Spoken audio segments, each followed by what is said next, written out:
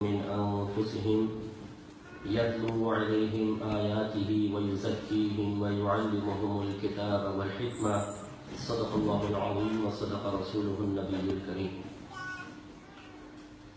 میں آپ سب کا بہت مشکور ہوں کہ آپ نے چند کلمات کہنے کا موقع فراہم کیا اور میزبان کی خواہش تھی کہ علم کی اہمیت پر تھوڑا سا کلام کیا جائے، تو انشاءاللہ اس کو بھی پیش نظر رکھا جائے گا۔ دو درخواستیں اولا میں عرض کرتا ہوں، ایک تو خواتین کو اس طرح ایک دم سامنے نہ بٹھایا جائے تو بہت بہتر ہے، کوئی پردے کا تھوڑا سا اہتمام ہو تو زیادہ اچھا ہے، کیونکہ اگرچہ ہم اس میں کئی شرعی جوازی پہلو نکال سکتے ہیں، اس سے کوئی انکار نہیں کر سکتا، لیکن بہرحال بہتر اور افضل طریقہ یہی ہوتا ہے کہ بالکل بہنیں باپردہ طریقے سے ایسی جگہ بیٹھیں کہ نظر نہ آئے۔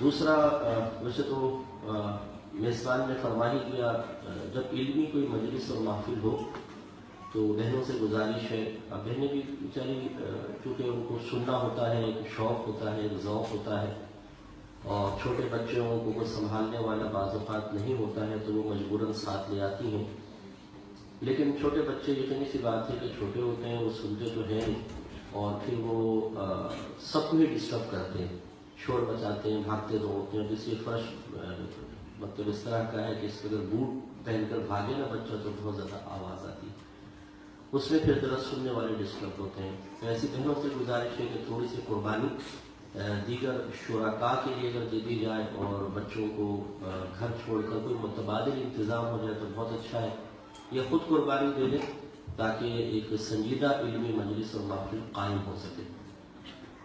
مسجدوں کے اندر ہم نے دیکھا ہے کہ بچوں کو لا کے پیچھے چھوڑ دیتے ہیں اور بڑے آگے آ کے بیٹھ جاتے ہیں اور پوری مسجد جو ہے وہ مچھلی مارکیٹ بن جاتی ہے، حالانکہ نبی کریم صلی اللہ علیہ وسلم کا فرمان ذیشان ہے کہ مسجد کو پاگلوں، بچوں اور بلند آوازوں سے بچاؤ۔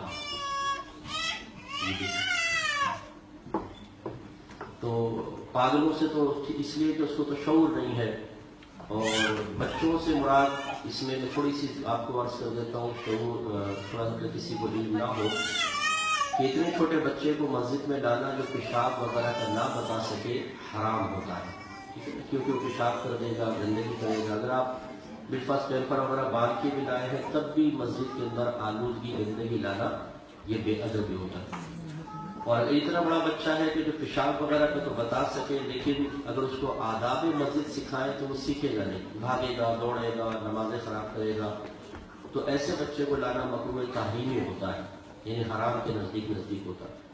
اور اتنا بڑا بچہ جو پیشاب وغیرہ کو بتا سکے اور اس کو اگر ادب سکھائے تو وہ ادب بھی سیکھ سکے، ایسے بچے کا لانا مستحب اور افضل ہوتا ہے تاکہ وہ آئے اور آداب مسجد سیکھے اور وہ مسجد میں آنے کا عادی بنے۔ تو اب چونکہ ہمارے ہاں ماحول ایسا ہو چکا ہے کہ اگر کوئی امام صاحب یا کوئی مفتی صاحب یا مسجد کی انتظامیہ سمجھانے لگے تو بعض اوقات ہم غرور میں یا تکبر میں آ جاتے ہیں اور ہم مطلب لڑنا شروع کر دیتے ہیں، تم کون ہوتے ہو منع کرنے والے، اور ضد میں آ کر اپنے بچوں کو مسجد میں لا کر اپنے لیے آخرت کی بہت بڑی خرابی کا سامان کرتے ہیں۔ اس لیے کہ منع کرنے والا یہ شخص نہیں ہے، منع کرنے والے آپ کے نبی ہیں۔ اور میں ایک حدیث آپ کو عرض کر دیتا ہوں کہ میرے آقا صلی اللہ علیہ وسلم ارشاد فرماتے ہیں کہ کبھی کبھی میرا دل چاہتا ہے کہ میں نماز کو طویل کروں، لیکن پھر مدینے کے کسی گھر سے بچے کے رونے کی آواز آتی ہے تو میں اپنے پیچھے کھڑی ہوئی اس کی ماں کی قلبی بے قراری اور بے چینی کو محسوس کرتا ہوں تو نماز کو مختصر کر دیتا ہوں۔ اس کا مطلب یہ ہے کہ خواتین مسجد میں لے کر نہیں آتی تھی بچوں کو، نماز پڑھنے مسجد میں آتی تھی، بچے گھر میں ہوتے تھے، تو میرے آقا صلی اللہ علیہ وسلم ان بچوں کا لحاظ کر کے نماز کو مختصر کر دیا کرتے تھے۔ تو یہ طریقہ کار تھوڑا سا اگر ہم اختیار کریں اور ضد اور انانیت کو چھوڑیں تو ہماری مسجدیں بہت اچھا منظر پیش کریں گی۔ لیکن ابھی تو ایسا لگتا ہے کہ بچوں کے لیے پلے گراؤنڈ ہے، خصوصاً مجھے لگتا ہے ایسا جب وہ شوہر نکلنے لگتا ہے نا تو وہ پیچھے سے آواز دیتی ہوں گی، بہنیں کہاں جا رہے ہو؟ یہ مسجد میں، اسے بھی لے کر جاؤ، میرا ناک میں دم کر رکھا ہے اس نے۔ وہ کہتا ہے اچھا جی لائیے، آپ تمہارا ناک میں دم نہ ہو مسجد والوں کا صحیح، وہ جا کے مسجد میں چھوڑ دیتے ہیں بچوں کو، پھر جو بچے وہاں پہ کلا بازیاں کھا رہے ہوتے ہیں، اچھا وہ باپ بھی پیچھے چھوڑ کے کہتا ہے بیٹا تجھے میں نے اللہ کے حوالے کیا، اور پیچھے والی صفیں بھی تیرے حوالے کی، وہ آ کے اگلی صف میں کھڑا ہو جاتا ہے، پھر جو بچے گھستے ہیں پاؤں کے اندر اور شور شرابہ مچاتے ہیں، یہ آداب مجلس کے، آداب مسجد کے بہت زیادہ خلاف ہے، تھوڑا سا ہمیں اس کا خیال کرنا چاہیے۔ درود پڑھ لیجیے، اللہم صل علی سیدنا ومولانا محمد وعلی آل سیدنا ومولانا محمد وآلہ وبارک وسلم۔ میں نے ایک مشہور آیت کریمہ آپ کی خدمت میں تلاوت کا شرف حاصل کیا، اس میں اللہ تبارک و تعالی نے دو امور کا بیان فرمایا۔ پہلا تو اپنے نبی کریم صلی اللہ علیہ وسلم کو ہمارے درمیان بھیجنے کا احسان یاد دلایا ہے، اسے ایک احسان عظیم قرار دیا ہے۔ دوسرا پھر نبی کریم صلی اللہ علیہ وسلم جس مقصد کے لیے دنیا میں تشریف لائے اس کی طرف تھوڑی سی نشاندہی فرمائی ہے، اشارہ فرمایا ہے۔ ہم مختصر دونوں حصوں پہ کلام کرتے ہیں۔ پہلا تو اللہ نے فرمایا کہ ضرور بے شک اللہ تبارک و تعالی نے مومنین پر احسان عظیم فرمایا کہ ان کے درمیان انہی میں سے ایک نبی کو بھیجا۔ تو کاش ہم مسلمان قرآن کو پڑھتے اور آیات کے مفہوم کو صحیح طرح سمجھنے کے بعد اس کے تقاضے کے مطابق اپنی کیفیات کو بناتے، اپنا احتساب کرتے۔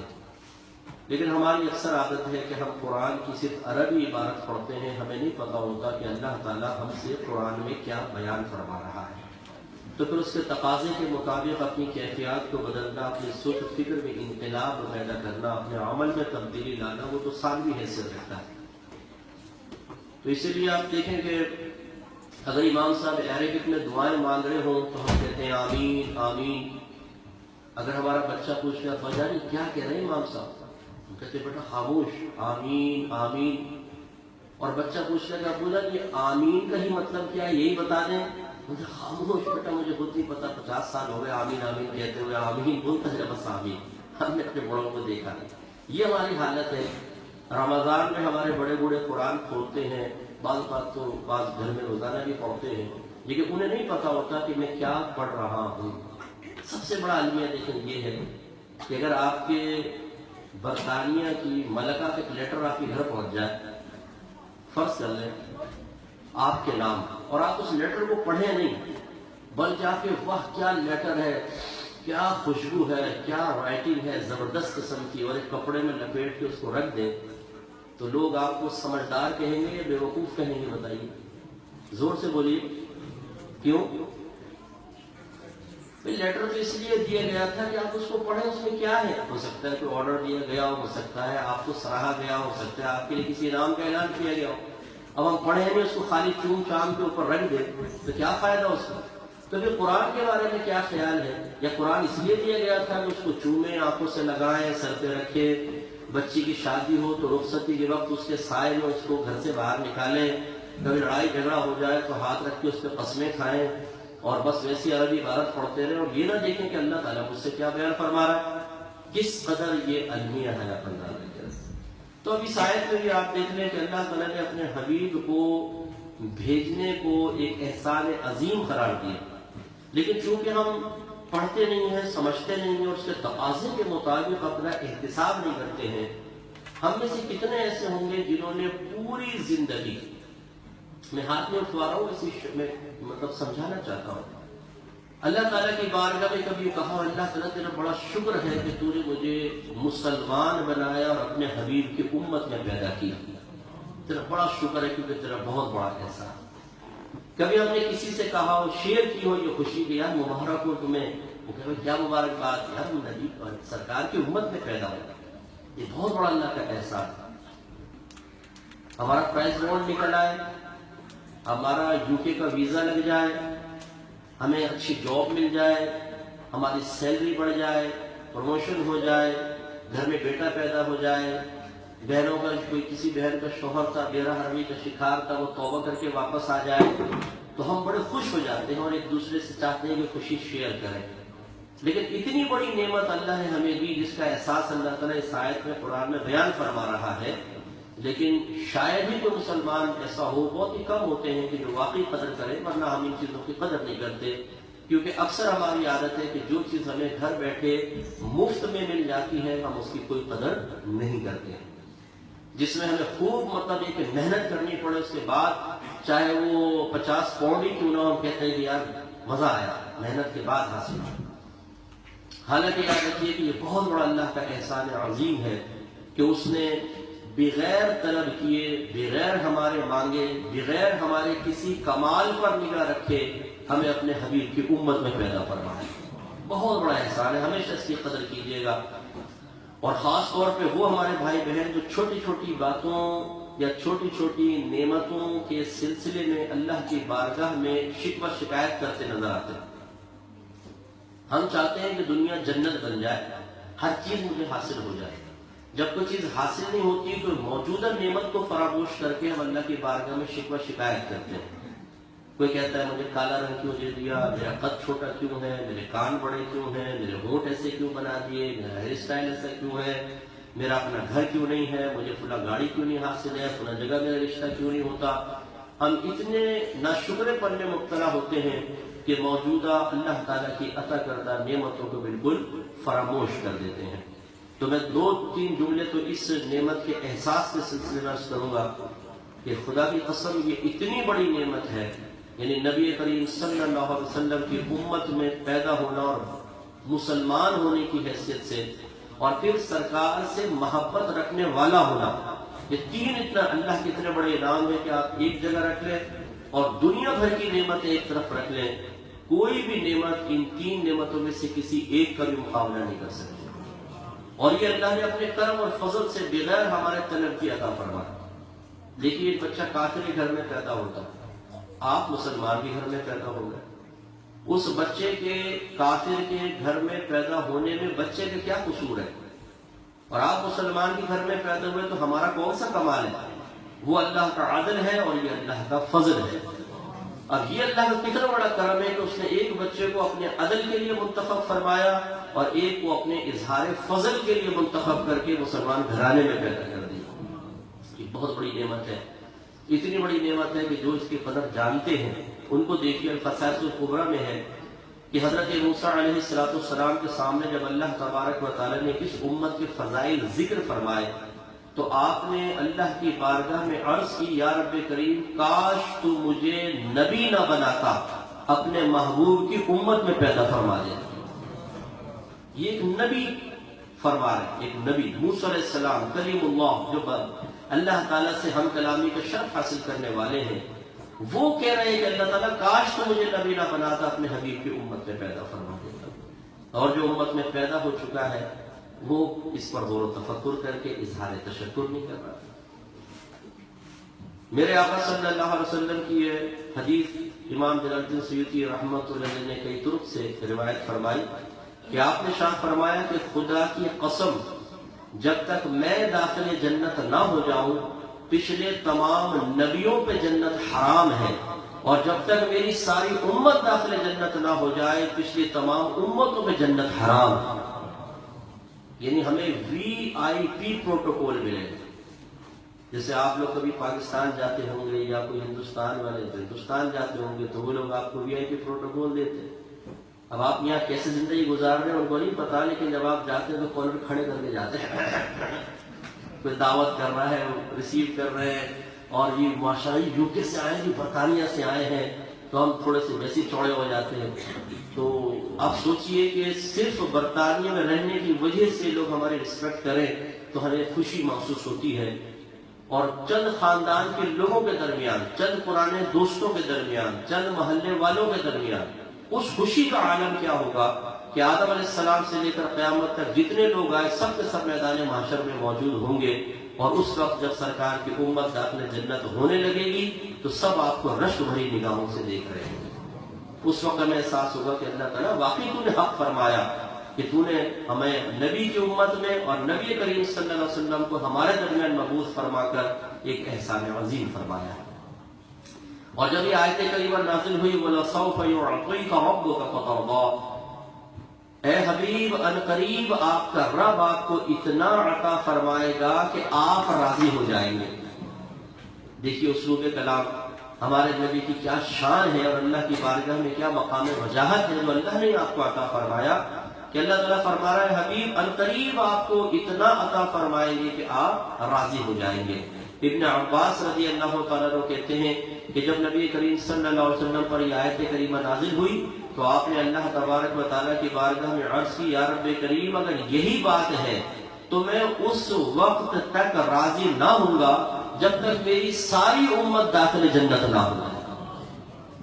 یہ ہمارے نبی کا کمال ہے، یہ نبی کی محبت ہے، پیار ہے کہ اللہ تعالیٰ نے جب ایک وعدہ فرمایا کہ میں آپ کو راضی کروں گا، یعنی جس انعام سے آپ راضی ہوں گے وہ آپ کو ضرور دیا جائے گا، تو میرے آقا نے اپنی ذات کا سوال نہیں کیا بلکہ اپنی امت کا کہا کہ یا رب کریم میں پھر اس وقت تک راضی نہ ہوں گا جب تک ساری امت داخل جنت نہ ہو جائے.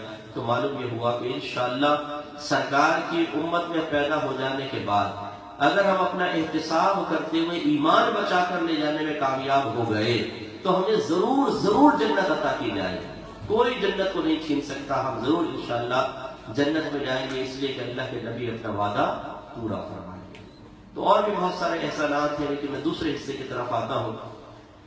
اللہ تعالیٰ نے نبی کریم صلی اللہ علیہ وسلم کے جو آمد کا بڑا مقصد تھا اس کو ان الفاظ میں ذکر فرمایا کہ یتلو علیہم آیاتہ، یہ نبی ان صحابہ کے سامنے آیات کی تلاوت فرماتے ہیں. وَيُزَكِّيهِمْ، اور ان کو پاکیزہ کرتے ہیں، ان کا تزکیہ نفس فرماتے ہیں. وَيُعَلِّمُهُمُ الْكِتَابَ وَالْحِكْمَةَ، اور یہ نبی انہیں کتاب اور حکمت سکھاتے ہیں. تو تین چیزیں اس میں دیکھیے. پہلی چیز یہ کہ نبی کریم صلی اللہ علیہ وسلم صحابہ کرام کے سامنے آیات کی تلاوت فرمایا کرتے تھے.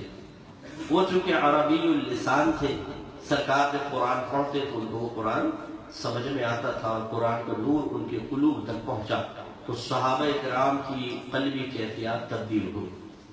عرب وہ قوم تھی کہ زمانے جاہلیت میں شتر بے مہار جس کو کہتے ہیں کہ ایسا اونٹ جس کی رسی کھول دی جائے، اس قسم کے لوگ تھے. قتل و غارت عام تھی، جھوٹ، غیبت، فراڈ، سود کا لین دین، ظلم و ستم. کوئی طلاق کا قانون نہیں تھا، 10 دفعہ طلاق دے کے رجوع کر لیا جاتا تھا. بیویوں کی تعداد مقرر نہیں تھی، بعض اوقات آدمی پیسے کے لالچ میں 100 شادیاں کرتا تھا، 2-4 بیویوں کا حق پورا کرتا، باقی سب کو ایسے چھوڑ دیتا تھا. بعض اوقات باپ کا انتقال ہوتا تو بیٹا اپنی ماں سے اس لیے نکاح کر لیا کرتا تھا کہ اسے خوف ہوتا تھا کہ وراثت میں مال جو ہے باپ کا وہ کسی اور شخص کے پاس نہ پہنچ جائے. جب ہمارے نبی کریم صلی اللہ علیہ وسلم مبعوث فرمائے گئے، آپ نے قرآن پڑھ کے سنایا، قرآن کا نور صحابہ کرام کے سینے میں پہنچا. جن چیزوں کو وہ ناممکن سمجھا کرتے تھے قرآن کے نور نے ان چیزوں کو بالکل ممکن بنا دیا. وہی عورتیں جو فحاشی میں عام تھیں، فحاشی میں شیر تھیں، فحاشی میں بہت آگے تھیں، وہ شرم و حیا کی پیکر بن گئی. وہ صحابہ، وہ اشخاص کہ جو بات بات پہ تلوار نکال لیا کرتے تھے، لیکن پھر صورتحال یہ بنی کہ مولا علی کرم اللہ وجہہ الکریم نے کافر کو زمین پہ گرایا اور قریب تھا کہ تلوار سے اس کی گردن اڑا دی جاتی کہ اس نے آپ کے چہرے پر معاذ اللہ تھوک دیا. تو حضرت ہٹ گئے. اس نے کہا کہ یہ آپ نے کیا کیا، مجھے کیوں چھوڑ دیا؟ حالانکہ میں نے تو اس لیے آپ کے منہ پہ تھوکا تھا کہ چلو آخری وقت میں اپنی قلبی خواہش پوری کر لوں. تو آپ نے ارشاد فرمایا کہ پہلے میں تجھے اللہ تبارک و تعالیٰ کی رضا کی خاطر قتل کر رہا تھا، لیکن جب تو نے میرے چہرے پر تھوکا تو مجھے غصہ آیا، اور اب اگر میں تجھے قتل کرتا تو اپنے نفس کی خاطر قتل کرتا اور یہ مجھے پسند نہیں تھا، تو میں نے چھوڑ دیا. یہ وہ تزکیہ نفس صحابہ کرام علیہ الرضوان کو حاصل ہوا. ایسے ابو ذر غفاری رضی اللہ تعالیٰ عنہ ایک دفعہ اپنے غلام کے ساتھ کہیں جا رہے تھے تو غلام نے بالکل ویسے کپڑے پہنے ہوئے تھے جیسے حضرت ابو ذر غفاری رضی اللہ تعالیٰ عنہ نے پہنے تھے. یہ بخاری کی روایت ہے. تو کسی نے آپ سے پوچھا کہ حضور اپنے غلام کو اتنے اچھے کپڑے؟ تو آپ نے ارشاد فرمایا کہ بات دراصل یہ ہے کہ میں ایک مرتبہ اپنے غلام کو کسی غلطی پر ڈانٹ رہا تھا، اور یہ وہ صاحب خاص طور پہ وہ حضرات سماعت فرمائے کہ جو اپنے امپلائی کو، وہ شوہر حضرات جو اپنی بیوی کو یا اپنے بچوں کو، اور وہ ٹیچرز، خیر یہاں تو آپ کے قانونی پروٹیکشن بچوں کا حاصل ہے، قانون سخت ہے، لیکن بعض اوقات ہوتا ہے یہاں پر مجھے ایسے واقعات ملے کہ قاری صاحب حملہ کر رہے تھے بچوں کے اوپر. وہ ذرا غور سے اس کو سنیں کہ انہوں نے ابو ذر غفاری کہتے ہیں میں اس کو ڈانٹ رہا تھا تو وہ حبشی غلام تھا تو میری زبان سے نکلا اے کالی کے بیٹے. تو کہتے ہیں جیسی میں نے بولا تو میں نے اپنے پیچھے آہٹ سنی, پلٹ کر دیکھا تو نبی کریم صلی اللہ علیہ وسلم کھڑے ہوئے ہیں. سرکار نے ارشاد فرمایا اے ابو ذر آپ میں ابھی تک جاہلیت کا تھوڑا سا اثر باقی ہے, یعنی یہ کامل مومن کی شان نہیں ہے. یہ ایک تعلیم یافتہ مہذب معاشرے کا یہ طریقہ کار نہیں ہے کہ ایک شخص کو اس چیز پر شرم و عار دلانا جو اس کی قدرت و اختیار میں نہیں ہے. کالا ہونا, گورا ہونا, چھوٹا قد کا ہونا, کسی خاندان برادری میں پیدا ہو جانا ہمارے بس کی بات پہ نہیں ہونا. تو سرکار نے ارشاد فرمایا کہ ابھی آپ میں تھوڑا سا جاہلیت کا اثر باقی ہے. اے ابو ذر یہ غلام تمہارے بھائی ہیں, جو تم کھاتے ہو وہ انہیں بھی کھلاؤ, جو تم پہنتے ہو وہ انہیں بھی پہناؤ. ان سے سخت کام نہ لو, ہلکا کام لو, اور کبھی سخت کام دو تو خود ان کے ساتھ مدد کرو. تو ابو ذر غفاری فرماتے بس وہ دن آج کا دن جو میں کھاتا ہوں وہ اس کو کھلاتا ہوں, جو میں پہنتا ہوں وہ اس کو پہناتا ہوں. یہ کس قدر نفیس تعلیم ہے آپ دیکھیں, یہ ہمارے مذہب کی تعلیم ہے.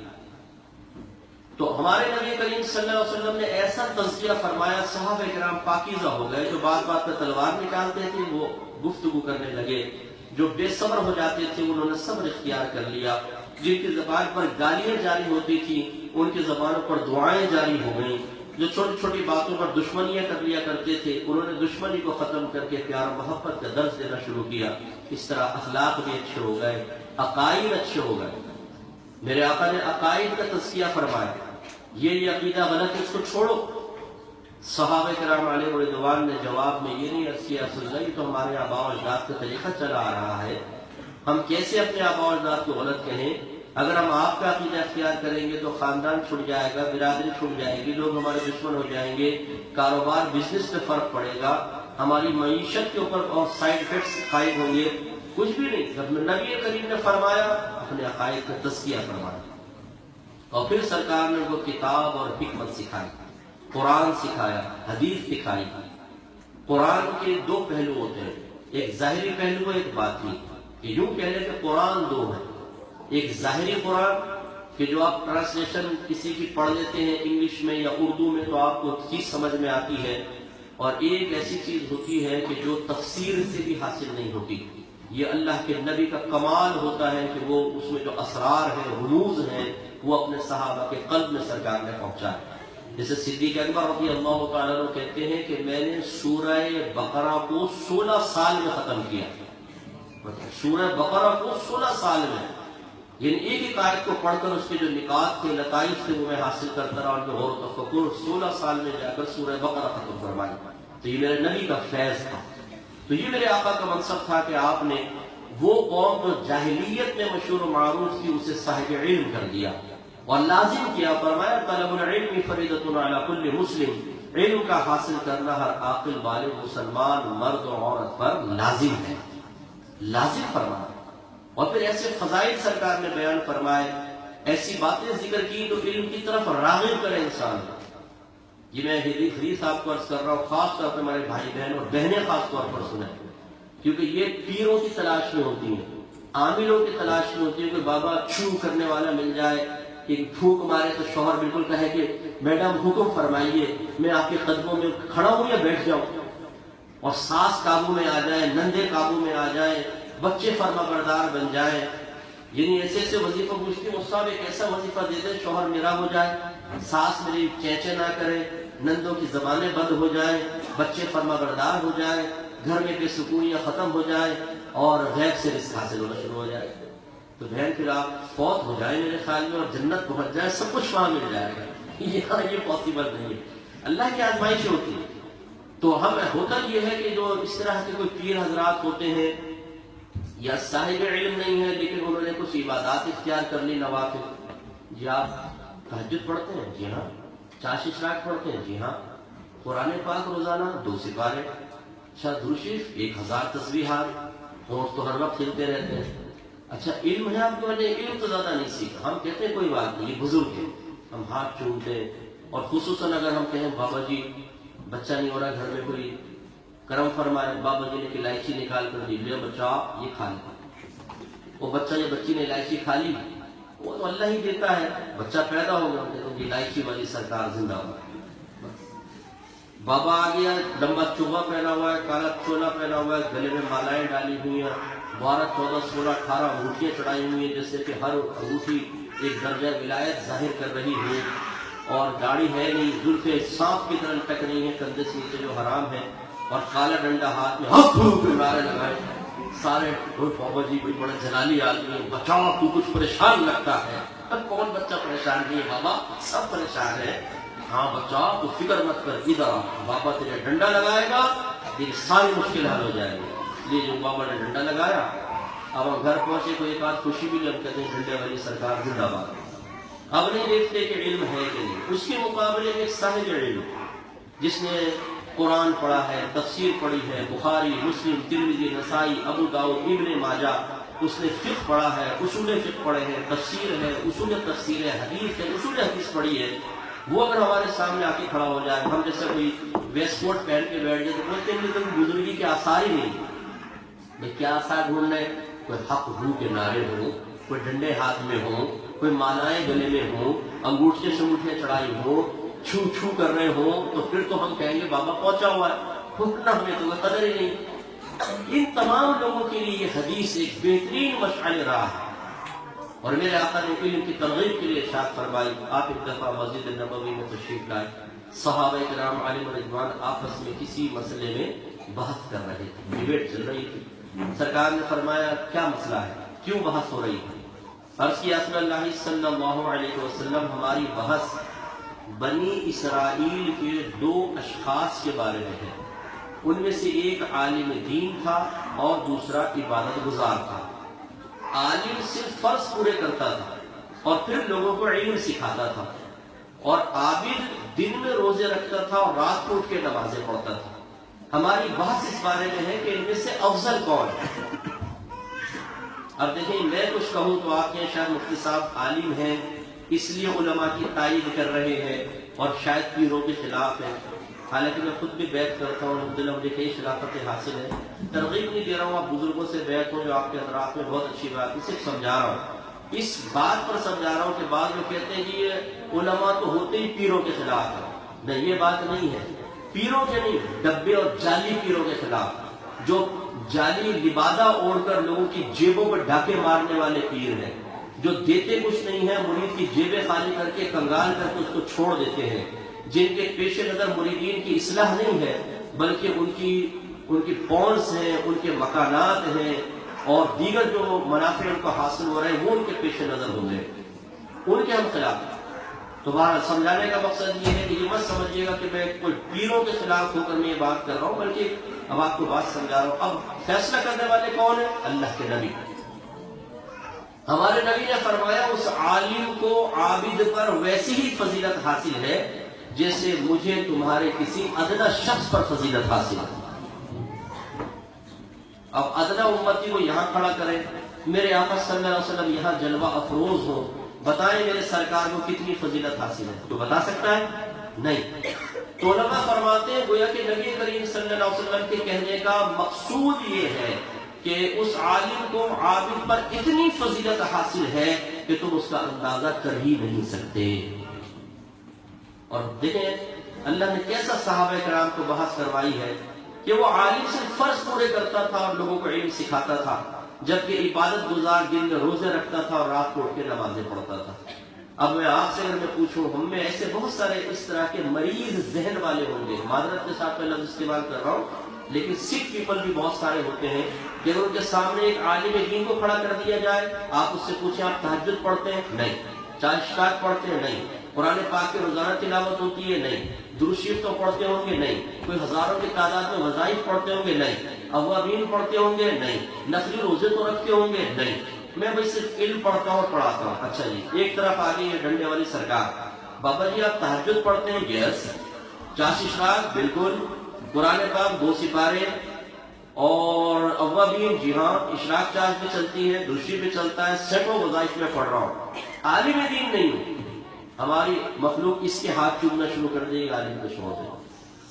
حالانکہ میں نہیں کہہ رہا ہوں، آپ کے نبی فرما رہے ہیں کہ اس عالم کو اس عابد پر اتنی فضیلت حاصل ہے جیسے مجھے تمہارے کسی ادنا پر فضیلت حاصل ہے۔ جب اللہ تعالیٰ نے آدم علیہ السلام کو پیدا فرمایا، قرآن گواہ ہے، سورہ بقرہ، اللہ تعالیٰ نے ابلیس اور فرشتوں کو حکم دیا کہ آدم کو سجدہ کرے۔ واقعی آپ کو پتہ ہے آدم علیہ السلام کو سجدہ کرے۔ فرشتے وہ ہیں کہ جو عرصے دراز سے عبادات کر رہے ہیں، معصوم عن الخطا، کوئی ان سے گناہ نہیں ہو سکتا، لاکھوں کی تعداد میں موجود، اربوں خربوں کی تعداد میں موجود۔ اور ابلیس ایک جن تھا۔ جب اللہ تعالیٰ نے زمین پہ ہم سے پہلے جنوں کو یہاں پہ آباد کیا، سرکشی بڑھی، اللہ نے فرشتوں کی فوجیں بھیجی، ہلاک کرو ان کو، ہلاک کیے۔ جن کو اللہ کا مقصود تھا چھوڑنا ہی مقصد تھا، ان کو جنگلات میں بھاگنے دیا۔ فرشتوں کو حکم ہوا ابلیس کو اپنے ساتھ آسمان پر لے آؤ، کیونکہ ابلیس موحد تھا، اللہ کی توحید کا اقرار کرنے والا تھا، بہت بڑا عبادت گزار تھا۔ نبی کریم صلی اللہ علیہ وسلم ارشاد فرماتے ہیں کہ ابلیس نے 80,000 برس اللہ تعالیٰ کی عبادت کی۔ کتنی؟ 80,000 برس۔ اور میرے آقا صلی اللہ علیہ وسلم فرماتے ہیں کہ ابلیس نے جلدی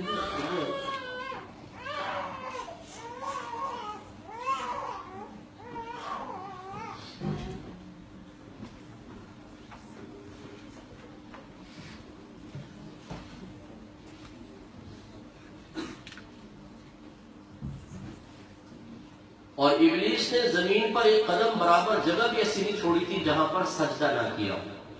لیکن جب آدم علیہ السلام کو پیدا فرمایا ہے، ابھی آدم علیہ السلام نے کوئی عبادات تو نہیں کی، کوئی نبوت کا پیغام بھی لوگوں کے درمیان عام نہیں کیا ہے، تو آخر یہ کیا وجہ تھی کہ اللہ تعالیٰ نے تمام فرشتوں اور ابلیس کو فرمایا کہ آدم علیہ السلام کو سجدہ کریں؟ یقیناً وہ سجدہ تعظیم ہی تھا، سجدہ عبادت تو نہیں تھا۔ اور تعظیم کے لیے کوئی نہ کوئی وجہ تعظیم بھی چاہیے، تو کیا وجہ تعظیم تھی؟ اللہ تعالیٰ نے خود اس سے اوپر حصے میں بیان فرمایا کہ اللہ تعالیٰ نے آدم علیہ السلام کو تمام اشیاء کے نام سکھا دی، ایک ایک چیز کا نام، اس کا استعمال، اس کی حکمتیں، اور وہ تمام چیزیں فرشتوں کے سامنے رکھی کہ تم ان کے نام بتاؤ، ان کی حکمتیں بتاؤ۔ انہوں نے کہا کہ اللہ تعالیٰ ہمیں تو اتنا علم ہے جتنا آپ نے ہمیں دیا، ہمیں تو نہیں معلوم۔ اللہ تعالیٰ نے آدم علیہ السلام سے فرمایا آدم ان کو ان اشیاء کے نام بتائیے۔ آدم علیہ السلام نے تمام اشیاء کے نام بتائے تو علمی فضیلت حاصل ہو گئی، یہ تھی وجہ فضیلت۔ تو اللہ نے ارشاد فرمایا کہ اب علم کی وجہ سے چونکہ آدم علیہ السلام تم سے افضل اور اولا ہو گئے ہیں، لہذا سجدہ کرو، تو تمام کو سجدہ کرنا پڑا۔ اور جس نے علم کی فضیلت سے انکار کیا وہ سب سے پہلا شخص ابلیس تھا۔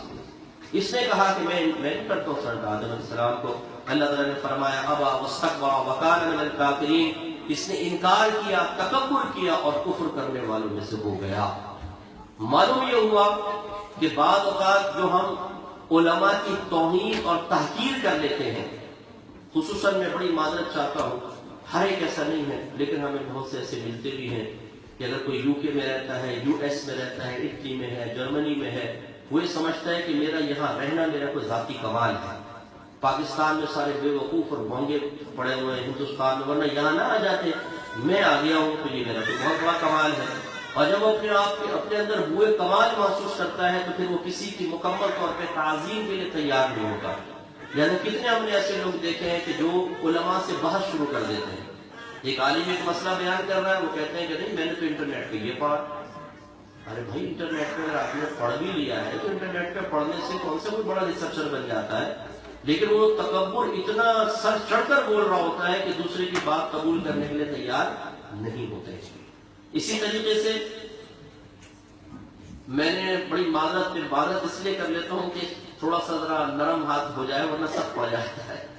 مسجدوں کے اندر جو آئمہ کا حشر کر رکھا ہے کمیٹیوں نے، اللہ تعالیٰ ان کو ہدایت عطا فرمائے۔ میں تو کہتا ہوں کہ ایسا شخص جو کمیٹی میں آنے کے بعد علماء کی توہین اور تحقیر کا سبب بن کر اپنی آخرت کی بربادی کا سامان کر رہا ہے، بہت بہتر ہے کمیٹیوں سے دور رہے۔ اگر اس کو تمیز نہیں ہے، آپ کو یقین نہیں آئے گا، لیکن مجھے بتایا ایک عالم دین کے منہ پہ کمیٹی والے نے تماچا مارا مسجد کے اندر۔ آپ اندازہ کریں کہ تکبر اور غرور کا انجام، یعنی حد ہوتی ہے کوئی، وہ شخص کہاں تک پہنچا ہوا تھا۔ تو یہ جو وائرس چلا ہے نا، یہ شیطان سے چلا ہے، لیکن ابلیس سے وائرس چلا ہے، بدتمیزی کا وائرس، علماء کی توہین کا وائرس، علماء کو کچھ نہ سمجھنے کا وائرس۔ تو میں آپ سب سے گزارش کرتا ہوں کہ اگر پیر فقیر ایسا آ جائے جو ڈبہ قسم کا ہو، جعلی قسم کا ہو، سمیع العقیدہ نہ ہو، اس کا ظاہر باشرع نہ ہو، صاحب علم نہ ہو، اعلانیہ گناہ کرتا ہو، ہرگز اس کی تعظیم نہ کریں۔ اس کے مقابلے میں جی میرا پیر ہے، آپ ہیں جی میرا پیر، اور آپ عالم کی توہین کریں کہ جو آپ کی اصلاح کرنا چاہتا ہے وہ صحیح چیز کی نشاندہی کرنا چاہتا ہے، تو اس کا مطلب ہے کہ آپ اس عالم کی نہیں، علم کی توہین کر رہے ہیں، اور اللہ نہ کرے یہ ایمان کی بربادی کا سامان بن سکتا ہے۔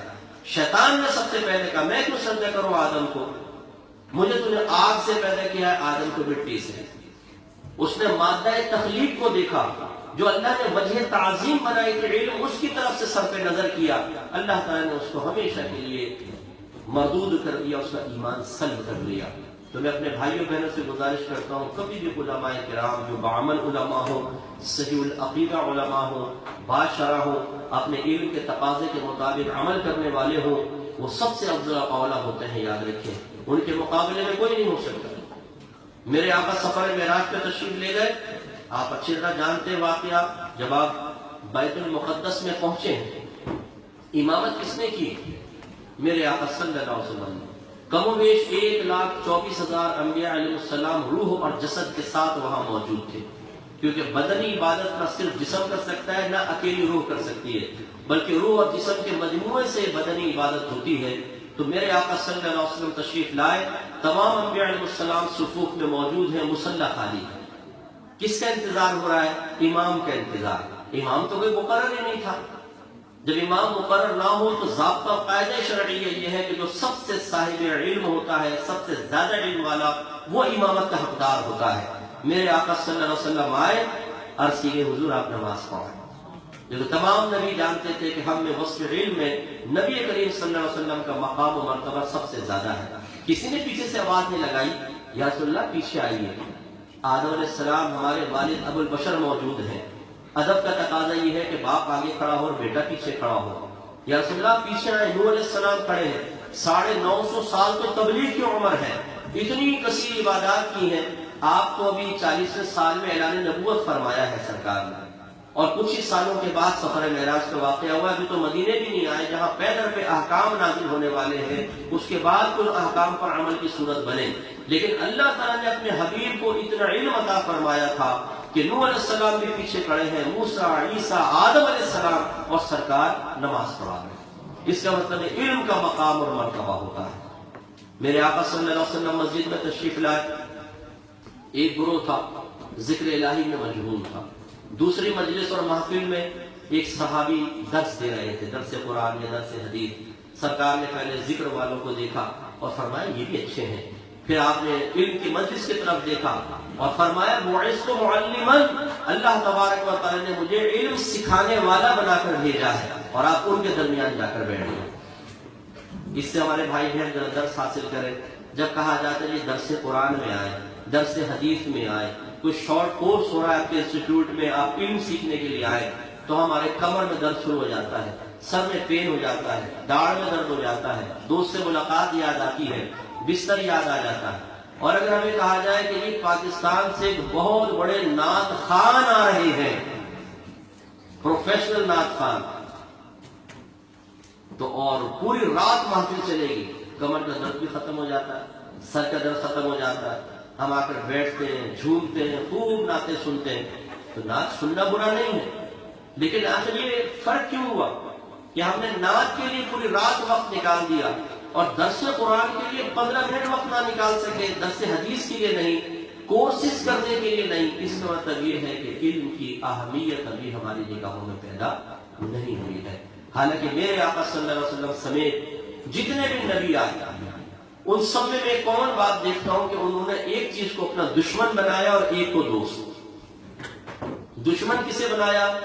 جہالت، اور دوستی کس سے کی؟ علم سے۔ جو بھی نبی آیا اس نے جہالت کے خلاف جہاد کیا ہے، جہالت کو ختم کیا ہے اور علم کی شمع روشن فرمائی ہے۔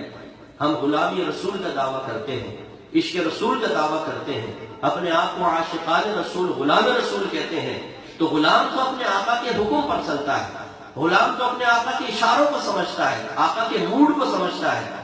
ہم کیسے جہالت پر مطمئن ہو جاتے ہیں، یہ قابل افسوس بات ہے.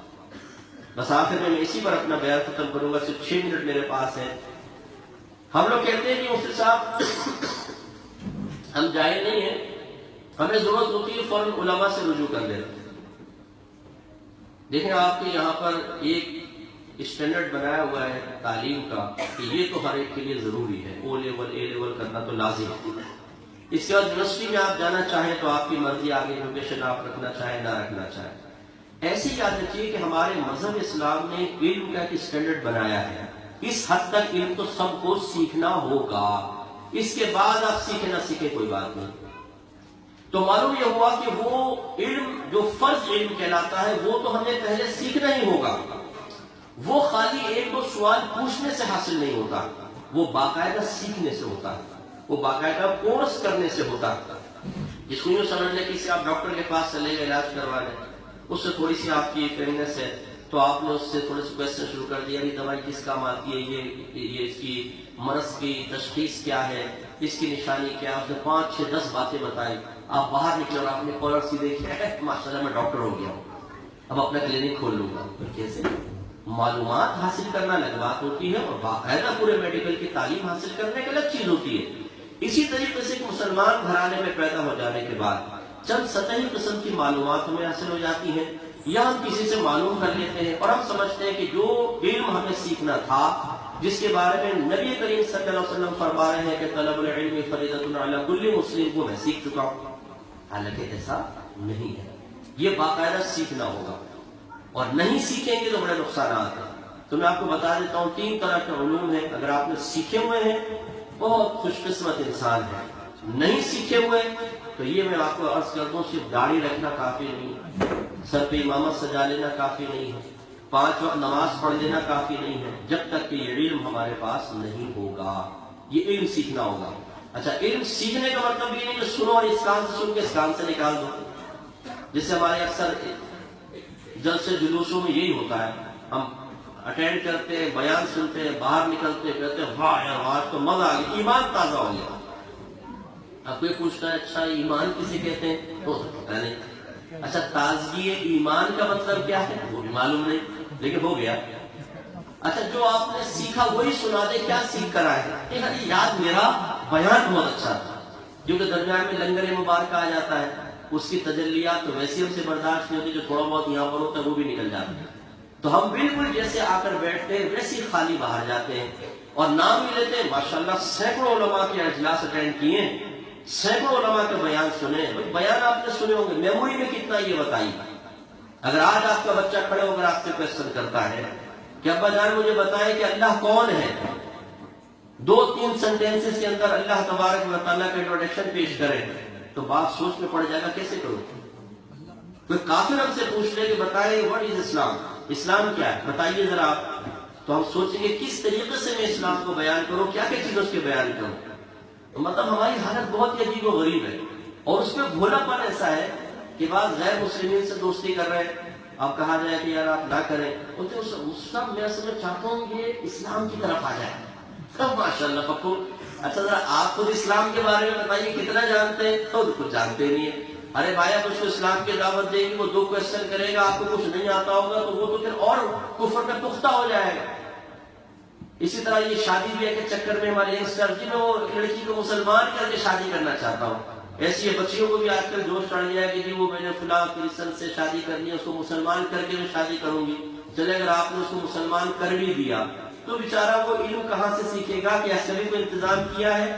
یا لڑکی اگر آپ نے مسلمان کر لی تو کیا آپ نے اس کو اسلام سکھانے کا کوئی انتظام کیا ہے؟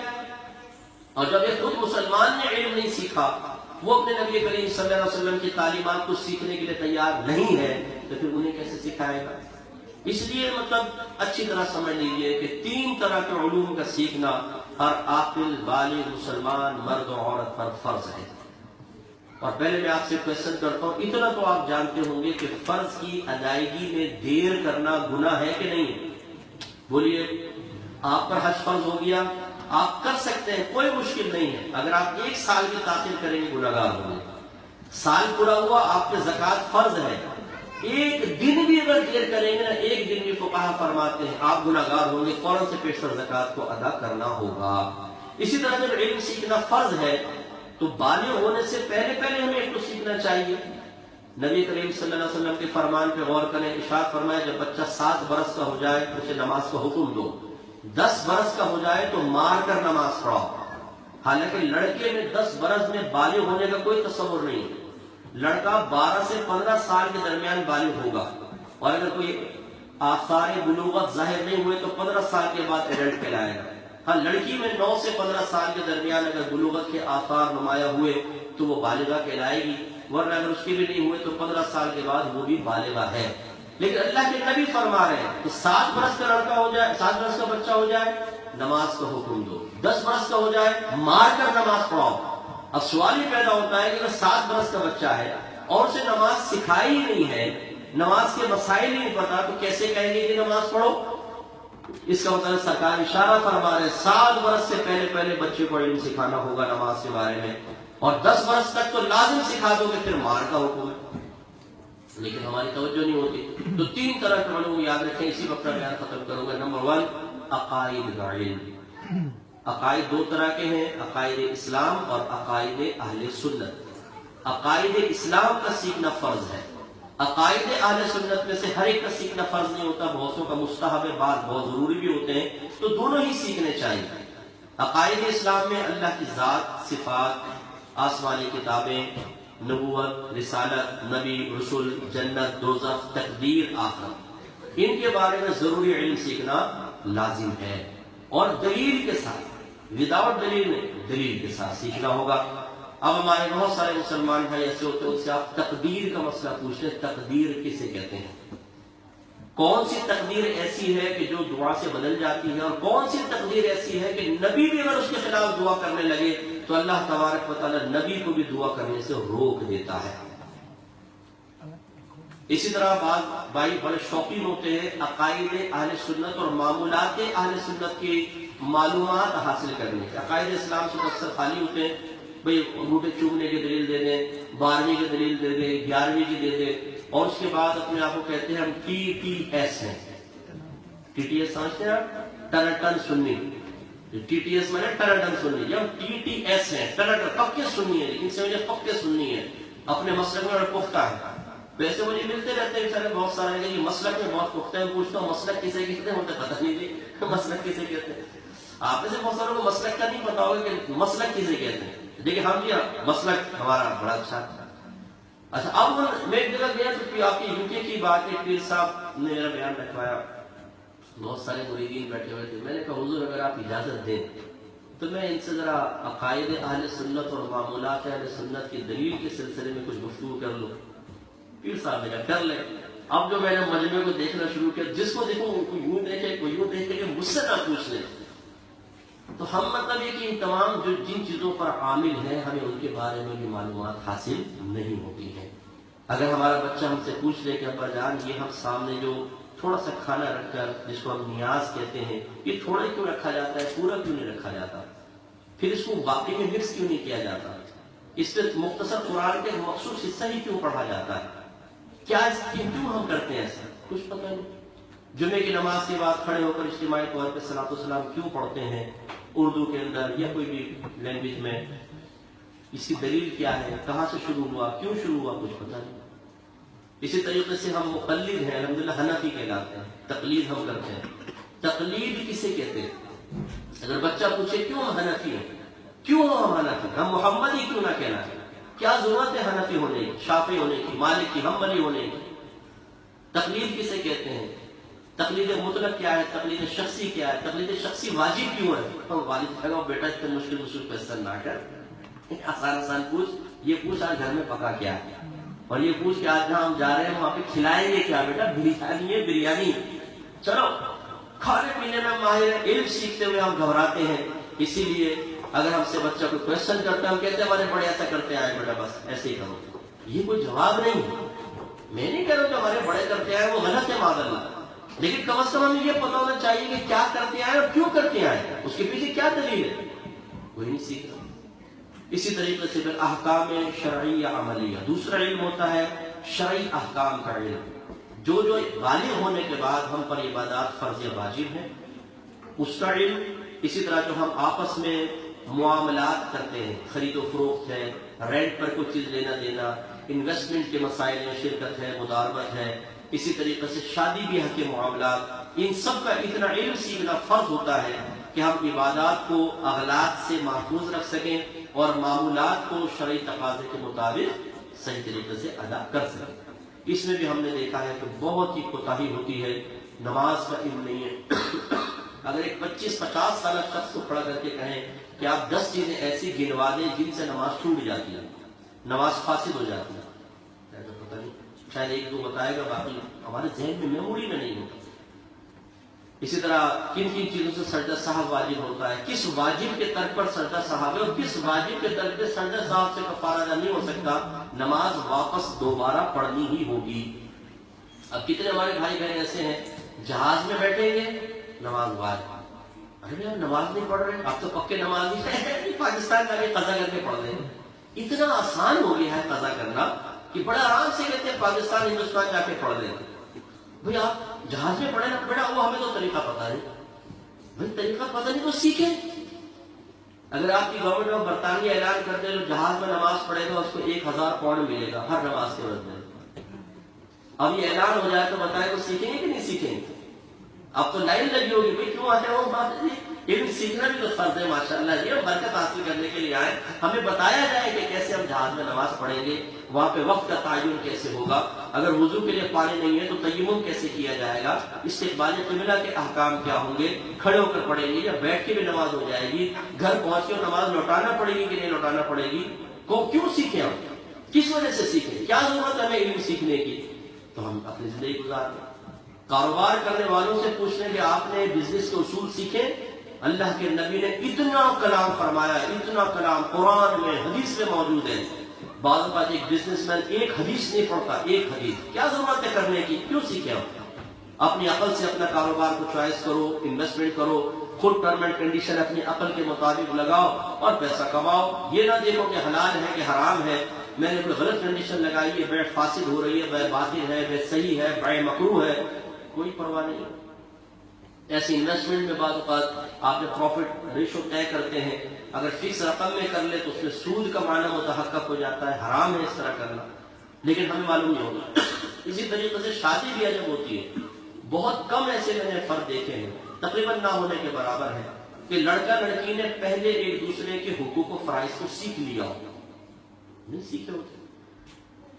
میں بس یہ آخری بات کرتا ہوں، بعض اوقات یاد رکھیں شوہر کو پتہ بھی نہیں ہوتا، غصے میں الفاظ نکل جاتے ہیں اور نکاح ٹوٹ جاتا ہے. میں اس کی ایک مثال دیتا ہوں، یہ کنڈیشنل ہے، یہ جو ہے نا صورت مطلقاً نہیں ہے کہ اگر بیوی مطالبہ کر رہی ہو مجھے چھوڑ دو، طلاق دو، تمہارے ساتھ نہیں رہ سکتی، تمہارے ساتھ زندگی برباد ہو گئی، کم وقت انسان، اور شوہر جواب میں کہ اچھا دفع ہو جاؤ.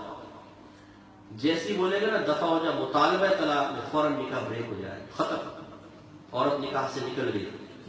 اب اگر اس نے پہلے 2 طلاقیں دی تھیں تو 3 کمپلیٹ ہو گئی، اور اگر پہلے نہیں دی تھیں اور اب دوبارہ ساتھ رہنا چاہتے ہیں تو نکاح ہی کرنا ہوگا، نکاح کے بغیر نہیں رہ سکتے.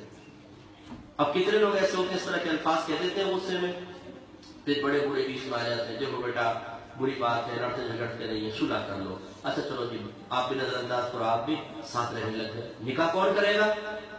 ہم کہاں سے کریں؟ پتہ ہوگا تو نکاح کریں گے نا. اور بغیر نکاح کے بعد 10 سال 20 سال گزارتے ہیں. یہ ابھی ٹائم نہیں ہے، ورنہ میں آپ کو اسے دل خراش واقعات بتاتا. اگر آپ اپنی بیٹیوں کو علم نہیں سکھائیں گے، معاذ اللہ ثم معاذ اللہ، ناراض نہ ہوئیے گا، ہو سکتا ہے ہماری بچی زنا کرتی رہے بیچاری. اس لیے کہ میں ایک مثال آپ کو دیتا ہوں، ایک لڑکے نے اپنی بیوی کو طلاق دی زبان سے.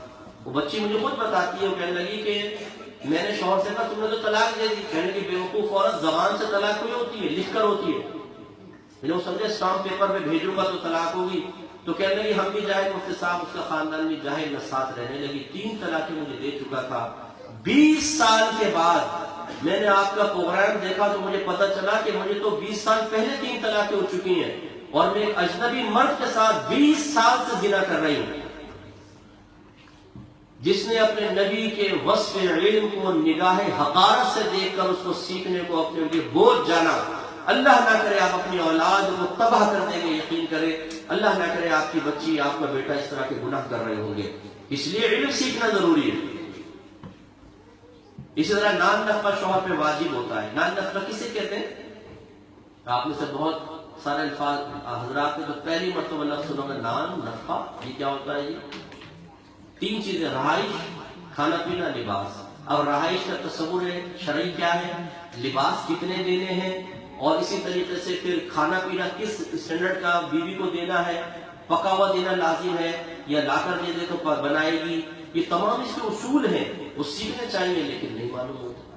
تو دوسرا علم احکام شرعی، اور آخری گناہوں کی معرفت کا علم، ظاہری گناہ، باطنی گناہ۔ بہت سارے گناہ ہمیں پتہ ہی نہیں ہوتے، ہم گناہ کبیرہ کر رہے ہوتے ہیں، عرصہ دراز سے گناہ کبیرہ کر رہے ہوتے ہیں، معلومات نہیں ہوتی ہے۔ تو میرا سب سے گزارش کرتا ہوں، یہ انسٹیٹیوٹ جو آپ کے یہاں قائم ہے اس کو اللہ کی ایک نعمت سمجھیں۔ انہوں نے تو بچوں کا اعلان کیا، میں کہتا ہوں فیملیز آئے۔ الحمدللہ میری پاکستان میں الفرقان اسکالرز اکیڈمی کے نام سے میں نے اکیڈمی قائم کی ہے، اس میں ہم نے ہر طبقے کو لیا ہے، مطلب اس میں بوڑھے حضرات بھی آتے ہیں، ہم ان کو سمجھاتے ہیں کہ سفید بال ہو گئے تو اس کا مطلب یہ نہیں ہے کہ آپ کے لیے علم سیکھنا آپ کو منع ہو گیا ہے۔ بخاری کی روایت ہے کہ صحابہ کرام کہتے ہیں کہ نبی کریم صلی اللہ علیہ وسلم کے اصحاب بڑھاپے تک علم سیکھتے رہتے تھے۔ اس کے علاوہ پھر فیملیز ہیں، سنڈے کورسز ہم لوگ کرتے ہیں، اس میں پھر فیملیز آتی ہیں، میاں بیوی آتے ہیں، اس میں حقوق زوجین کورس ہے، بہنوں کے لیے خاص طور پہ طہارت کورس ہے، حیض کے مسائل، نفاس کے، غسل کے، اسی طریقے سے اور کپڑے پاک کرنا ہے، پانی کی پہچان وغیرہ کے۔ ہماری بہنیں آٹومیٹک مشین کر کے اس میں سارے کپڑے ڈال دیتی ہیں، شرعی لحاظ سے وہ کپڑے پاک نہیں ہوتے ہیں، اس کے ایک مخصوص شرعی تقاضا ہوتا ہے، اور بعض اوقات ان کپڑوں کو نکال کے ناپاک کپڑوں کو انہی کو صاف ستھرا کر کے ان پہ استری کر کے شوہروں کو پہنا دیتی ہیں، جا کے جمعے پڑھ رہے ہوتے ہیں، عید پڑھ رہے ہوتے ہیں، نمازیں پڑھ رہے ہوتے ہیں، حالانکہ وہ کپڑے ناپاک ہوتے ہیں، ساری نمازیں برباد ہو رہی ہوتی ہیں۔ علم نہیں سیکھیں گے تو قدم قدم پر دشواری ہے، اور یہ بھولے پن سے کہنا ہے کہ ہمیں تو اللہ معاف کرے گا۔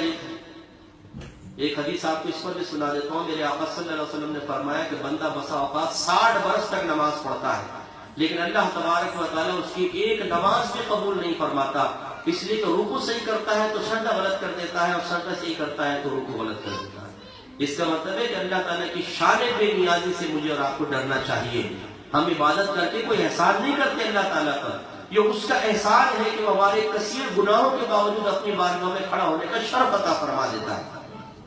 اس لیے گناہوں کی معرفت حاصل کرنا انتہائی ضروری ہے، جس کو سیکھیں کہ گناہ ظاہری کیا ہے، باطنی کیا ہے، ان کے علامات کیا ہیں، ان گناہوں کو اپنے سے دور کرنے کا طریقہ کیا ہے۔ تو اس لیے آپ یہ میں حضرت سے بھی گزارش کرتا ہوں کہ ایسے کورسز لانچ کریں، اگر نہیں ہے تو کریں فیملیز کے لیے، کہ آپ سب وہاں پر آئیں اور علم دین سیکھیں۔ اس کے ہم نوٹس بھی فراہم کرتے ہیں، ریفرنسز کے ساتھ ہوتے ہیں، لوگ سیکھتے ہیں ماشاءاللہ۔ کبھی ہم تجارت کورس کرواتے ہیں، اس میں بزنس مین لوگ آتے ہیں، کوئی رینٹ پہ لینے دینے والی چیزیں، معاملات، تجارت، مداربت ہے، شرکت ہے، اس کے تمام مسائل سکھائے جاتے ہیں۔ اسلامک بینکنگ کے ہم کورس کرواتے ہیں، اسی طریقے سے وراثت کے کورس ہیں۔ بہت سارے آپ میں ایسے بیٹھے ہوں گے جو اپنے گھر کی خواتین، خاندان کی خواتین کا حصہ وراثت دبا کر بیٹھے ہوں گے، اور اپنے بچوں کے پیٹ میں حرام کے لقمے ڈال رہے ہوں گے، بہنوں کا مال دبا کر بیٹھے ہوئے ہیں، خالاؤں کا، پھوپھیوں کا مال دبا کر بیٹھے ہوئے ہیں۔ اس طرح کے جاہلانہ قول کہتے ہیں کہ ہمارے ہاں عورتوں کو حصہ نہیں دیا جاتا۔ ہمارے ہاں سے کیا مراد؟ آپ اسلام سے باہر ہیں؟ نہیں ہے تو مسلمان، تو پھر مسلمان کے ہاں تو دیا جاتا ہے۔ اس کا مطلب ہے کہ آپ پھر غیر اسلامی طریقہ اختیار کیے ہوئے ہیں۔ تو وقت بہت ہی قلیل ہے، لیکن صرف یہ شعور کی بیداری مقصود ہے کہ اپنے بچوں کو خاص یہاں بھیجیں، آپ خود تشریف لائیں۔ اگر بالفرض کورسز نہیں ہیں، آپ ریکویسٹ کریں کہ ہمیں بتایا جائے کہ ہم کون کون سے کورس کریں، جیسے گناہوں کی معرفت کا کورس ہے مثال کے طور پر، اس میں ظاہری گناہ، باطنی گناہ یہ سکھائے جائیں، اس کے انٹروڈکشن، ان کی مذمتیں، ان کا علامات، ان کا علاج، پھر ان سے دور رہنے کا طریقہ، پھر دوسرے کی اصلاح کرنے کا طریقہ۔ یہ باقاعدہ تزکیہ نفس کا کورس ہونا چاہیے کہ اس میں ایک دفعہ شریک ہو جائے تو باطن صاف ستھرا ہوتا ہے، اور اس پہ انسان لگاتار عمل کرے تو پھر معاشرہ اصلاح پذیر ہوتا ہے۔